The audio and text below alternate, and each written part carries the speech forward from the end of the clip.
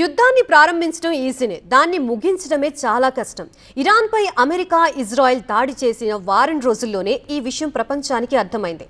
ఇవాల్టితో ఈ యుద్ధం మొదలై సరిగ్గా 100 రోజులు అయినా సరే ఎండ్ కార్డ్ ఎప్పుడు పడుతుందో ఎవరికీ తెలియడం లేదు. ప్రపంచ భద్రతకే సవాల్గా మారిన ఈ యుద్ధం అటు అంతర్జాతీయ రాజకీయాల్ని, ఇటు గ్లోబల్ ఎకానమీని తీవ్రంగా కుదిపేస్తోంది. అసలు ఈ యుద్ధం ఎటువైపు వెళుతోంది? దీనికి ముగింపు ఎప్పుడు?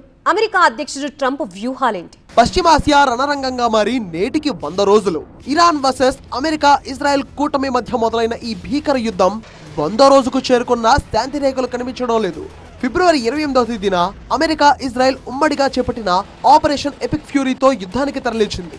ఇరాన్ అణు కార్యక్రమాలను పూర్తిగా తుడిచిపెట్టడమే లక్ష్యంగా ఇరు దేశాలు ఒక్కసారిగా టెహరాన్ పై విరుచుకుపడ్డాయి. ఈ ఆకస్మిక దాడిలో ఇరాన్ సుప్రీం లీడర్ అలీ ఖమేనీతో పాటు పలువురు టాప్ ఐఆర్జీసీ కమాండర్లు ప్రాణాలు కోల్పోవడంతో యుద్ధం తీవ్ర రూపం దాల్చింది.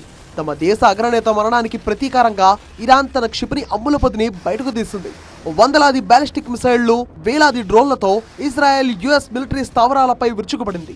అమెరికా మిత్ర దేశాలైన సౌదీ అరేబియా, యుఏఈ, కువైట్లపై కూడా డ్రోన్ దాడులు జరిగాయి. ఈ యుద్ధంలో ఇరాన్ ప్రయోగించిన అతిపెద్ద ఆయుధం స్ట్రెయిట్ ఆఫ్ హార్మోజ్ మూసివేత. ప్రపంచ చమురు, గ్యాస్ రవాణాకు అత్యంత కీలకమైన ఈ జలసంధిని ఇరాన్ అదుపులోకి తీసుకోవడంతో గ్లోబల్ ఎనర్జీ మార్కెట్ కుదేలైంది. చమురు ధరలు ఒక్కసారిగా ఎగిసిపడ్డాయి. ప్రపంచ ఆర్థిక వ్యవస్థలపై ఒత్తిడి పెరిగింది.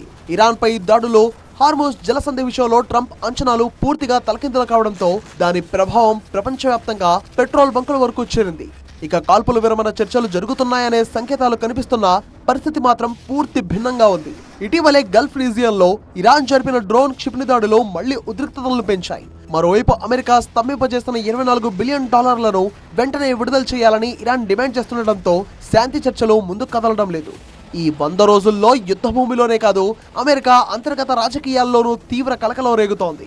యుద్ధ వ్యయం, పెరుగుతున్న అంతర్జాతీయ ఒత్తిళ్లు, ప్రపంచవ్యాప్తంగా అమెరికాపై వ్యక్తమవుతున్న విమర్శలు అధ్యక్షుడు ట్రంప్ కు కొత్త సవాళ్లను విసురుతున్నాయి. మరోవైపు కాంగ్రెస్ లోని ప్రతినిధుల సభ, హౌస్ ఆఫ్ రిప్రజెంటేటివ్స్ లో యుద్ధానికి వ్యతిరేకంగా ప్రవేశపెట్టిన తీర్మానం ఆమోదం పొందింది. అంతర్గతంగా ప్రజల ఆగ్రహానికి దారితీసింది.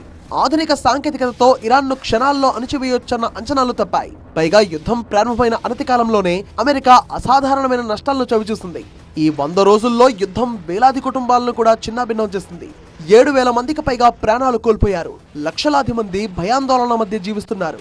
ఇది కేవలం 2 దేశాల మధ్య యుద్ధం కాదు, ప్రపంచ ఆర్థిక వ్యవస్థలను ప్రభావితం చేస్తున్న సంక్షోభం, అంతర్జాతీయ రాజకీయాలను మార్చేస్తున్న ఘర్షణ, ప్రపంచ భద్రతా సమీకరణాలను తిరగరాస్తున్న పరిణామం. క్షిపణులు ఎప్పుడు ఆగుతాయో తెలీదు, శాంతి చర్చలు ఎప్పుడు ఫలిస్తాయో తెలియదు, ట్రంప్ వ్యూహం ఎటు దారి తీస్తుందో తెలియదు.